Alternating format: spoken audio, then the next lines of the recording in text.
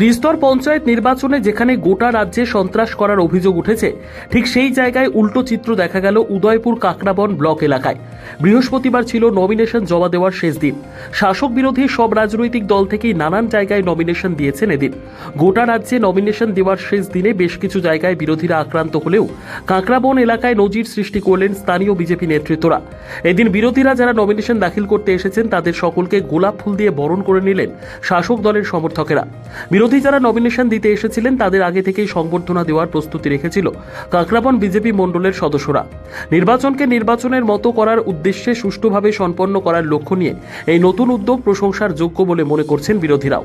ফুলের তোড়া দিয়ে অভ্যর্থনা জানানো হয় বিধায়ক সুদীপ রায় বর্মনকেও। কংগ্রেস কর্মীরা সাহস করে বুক চিতে যতটুকু পারা যায় এই সমস্ত মোকাবেলা করেও তারা লড়াই করতে চাইছে এবং দেখা যাক কতটুকু আমরা কী করতে পারি। আজকের মধ্যপুরে এসছি, বাধা দেওয়া হয়েছে, এর আগে বেশ কয়েকবার অ্যাটেম্প নেওয়া হয়েছিল, দিতে পারিনি। আজকে আমি এসছি এদের পাশের থেকে কিছুটা মনোবল বাড়ানো যায় কি না সেটা দেখার জন্য, এবং তাদেরকে বলেছি, অভয় দিয়েছি যে স্বাধীনতা অর্জন এরকমভাবে চুপচাপ বসে থেকে হয়নি, লড়াই করতে হবে। তোমরা লড়াইয়ের জন্য প্রস্তুত হও, বুক চিতিয়ে তোমরা মনোনয়নপত্র পেশ করো, যা হবে দেখা যাবে। আমাদের কাছে যা খবর রয়েছে যে আজকে আপনাদের টিম, কেন্দ্রীয় টিম নাকি আসছে এই রাজ্যে সন্ত্রাসের বিষয় নিয়ে। আজকে দেখুন, শুধু পঞ্চায়েত নির্বাচনকে কেন্দ্র করে সন্ত্রাসী নয়, আপনারা দেখেছেন এখানে গন্ডাছড়ায় যে আদিবাসী এবং বাঙালিদের মধ্যে একটা অবিশ্বাসের একটা বীজ রোপণ করার চেষ্টা চলছে।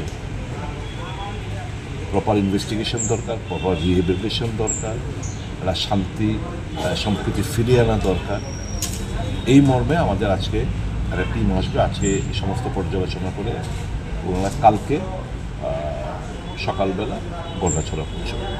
এটার রিপোর্ট কি আপনাদের দিল্লিতে দেওয়া হবে? আজকে এসে গভর্নর সঙ্গে দেখা করবে, হ্যাঁ, তারপরে সমস্ত খবরাখবর নিয়ে নিশ্চিত স্বরাষ্ট্রমন্ত্রীর কাছে নিশ্চয়ই আমাদের দলের তরফ থেকে একটা রিপোর্ট প্রেরণ করা হবে। নিজস্ব প্রতিনিধির রিপোর্ট, দুরন্ত টিভি।